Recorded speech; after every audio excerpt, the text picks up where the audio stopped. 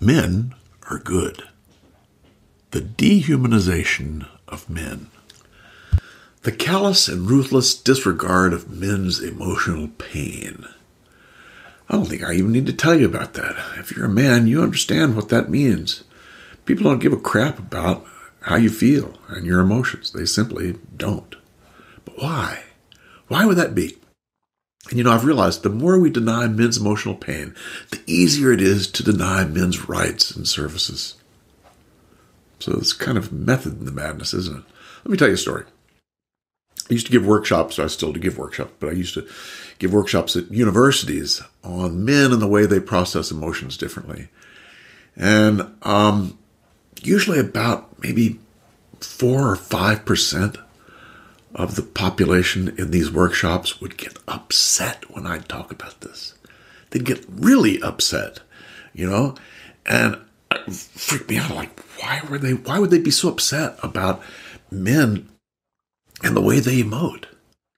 But they would. You shouldn't be talking like this. This is blah, blah, blah, wrong this and wrong that. And so I'd say, well, why don't we talk about this after the workshop? And, I can kind of hash it out together, which kind of sucked. It didn't help them. It didn't help me. And then I realized what was going on. These people were upset because I was humanizing men. I was making men human. I was making them real. And they didn't like that at all because that went completely against the grain of their ideas of what's up with men. And what's up with men in their mind was that men are the patriarchy. And the patriarchy does not need to have special treatment. See, I was saying, because men emote in these ways, we need to treat them a little bit differently, right? That pissed them off really bad. Because they didn't think that men deserved any kind of special treatment because men were the enemy. Get the idea? So what I found out as I went along was that the best way to respond to these people was just to say, it sounds like someone's having a little bit of trouble mustering some compassion for men and boys. And that would always shut them up because that's the truth. That's the absolute truth. What are they going to say? Oh, well, they'll deny it. I have compassion for men and boys. Good. That's good. Glad to hear it. So, the whole thing of not acknowledging men's emotional pain does what? It dehumanizes men. It dehumanizes men. Think about the World War II. The Nazis would call the Jews rats. Oh, they're rats, right? What did the feminists call men? Pigs. Just ways of dehumanizing rats or pigs. Who knows? The whole thing about male tears. I'll drink a bucket of male tears. What's that about? That's dehumanizing. He's so unimportant. His emotions are so unimportant. I'll hydrate with them. Right? All of these things are basically building to the point where if we can dehumanize men, we can make sure that no one really gives a crap about them. And if no one gives a crap, then their victimization and domestic violence will be ignored. All their suicides will be ignored. The fact that 93% of workplace deaths will be ignored. Circumcisions of men or boys will be ignored, while girls it's illegal. See how it works? When we dehumanize a population, it makes them less likely to be seen as being entitled to rights or compassion even.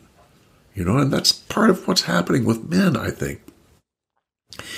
And, the ultimate dehumanization is the family courts. My heart goes out to the men who've been ripped away from their kids by family courts through no fault of their own. Absolutely dehumanizing. As if they are not needed, which is one of the biggest lies that's ever been told. Fathers are needed. Just completely needed, But no, the fathers aren't needed. We're going to take them away from their kids through no fault of their own, through these family courts. And then after that, we're going to dehumanize them even more by ignoring their pain. It's as if someone had ripped the skin off of your arm, right? And then looks at you and says, nah, you don't need aspirin. Huh. And that's basically what's going on with these guys that have been through family courts and have had their kids ripped away from them. Then they have to pay for it. I mean, my gosh, the absolute insult of paying someone hundreds of dollars, lawyers, hundreds of dollars, and have them side with your wife. That's crazy. This is crazy making stuff. And so that's why the MGTOW group are mostly men who have been through this mess. Why? Because they've had so much pain.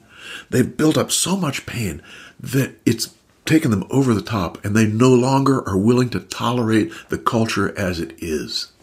They're able to see clearly that men are being screwed. Most men don't see that yet.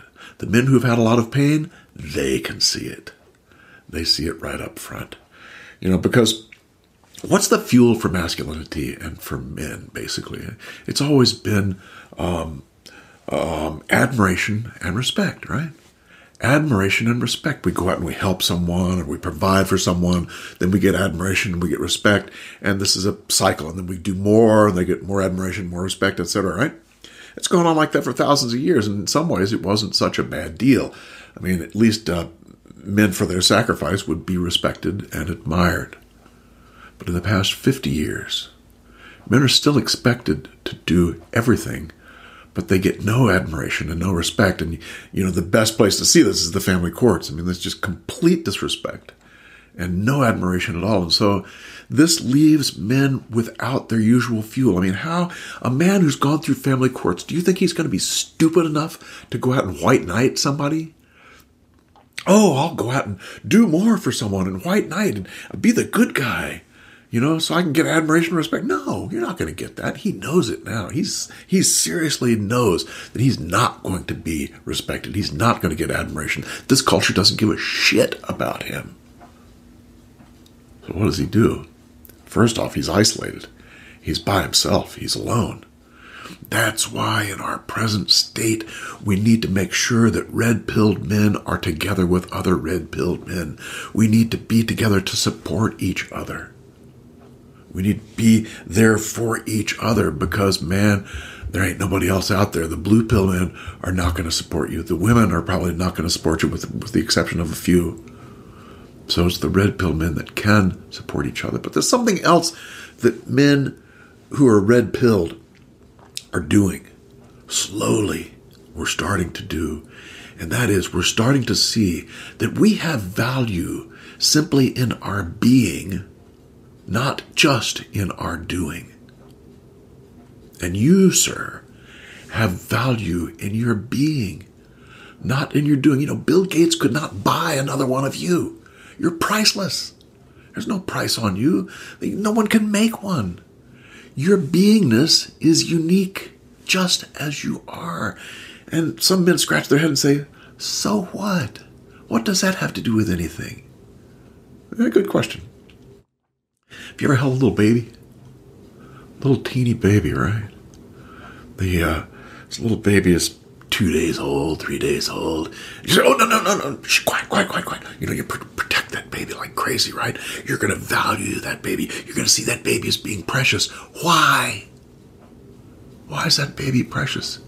All they do is shit and fart and make noise, and they haven't done anything. They've done nothing. Zero. But their worth is in their being. And we realize their worth is in their being. And you had that same worth one time when you were like that. And you still have it now.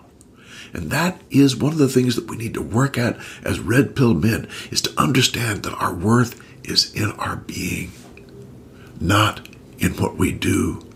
Not in our white knighting. Not in our providing and protecting. Not only in that, but our worth is in our being. Yeah. Maybe that's a good place to stop, because men are worth tons of gold. And we know men are good, right? As are you. You have worth in being. Come see me on Patreon. And don't forget, men are good. Right.